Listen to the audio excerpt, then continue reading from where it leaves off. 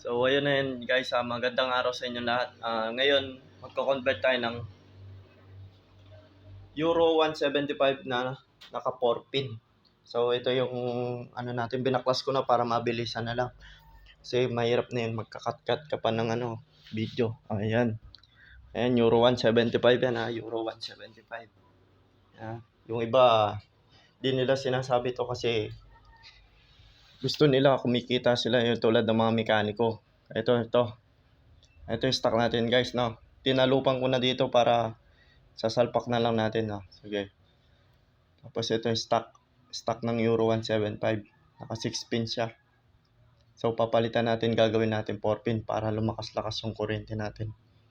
Wait nyo na lang, no guys. Guys, ito yung 4 pin natin na na CDI. Ayan, 4 pin yan, 4 pin.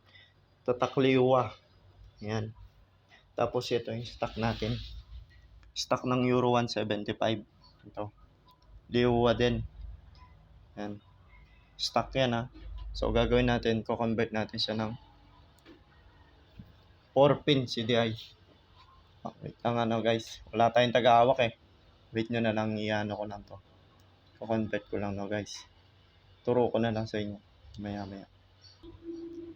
So ayun guys, na-convert na natin siya ng 4 pin. So ito yung 4 pin natin Itong green na may white tsaka green, ipagsama nyo guys. So pagko-convert kayo ng 4 pin. Tapos alam ko itong blue and white na to, pulser. Tapos ito sa ignition coil. Ayan guys, no. Ayan. Unahin nyo yun dito sa ibaba.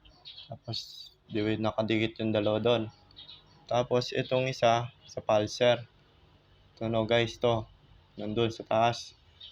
Tapos itong dito naman, ito yung sa ignition coil. Bali, yun nandito naman, yung pinakauli sa accessory. Pwede kayo mag-connect sa guys, sa plaza relay.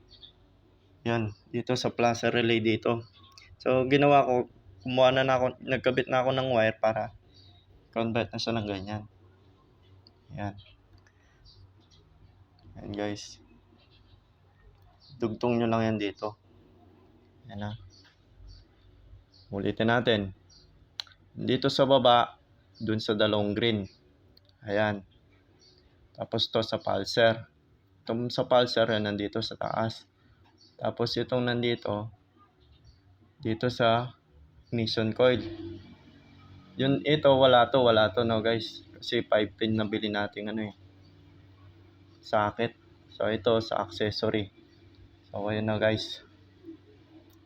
Sana naintindihan nyo naman yung aking paliwanag.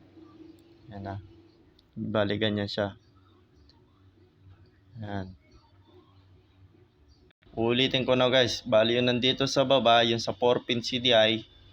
Dito siya sa dalawang green na may white. Ayan, yung pagsama nyo yan. Tapos yun nandito, dito sa pulser, yung blue yun. Ayan. Tapos yun nandito sa sa kabila, right side, sa ignition coil yan, yung black and yellow. Ayan. Ito siya. Tapos ito, din yung ikabit sa laser relay. Ayan. So ayun guys, try natin siyang paandarin. Yun convert natin sa 4 pin CDI na Euro 175. Subukan natin paandarin.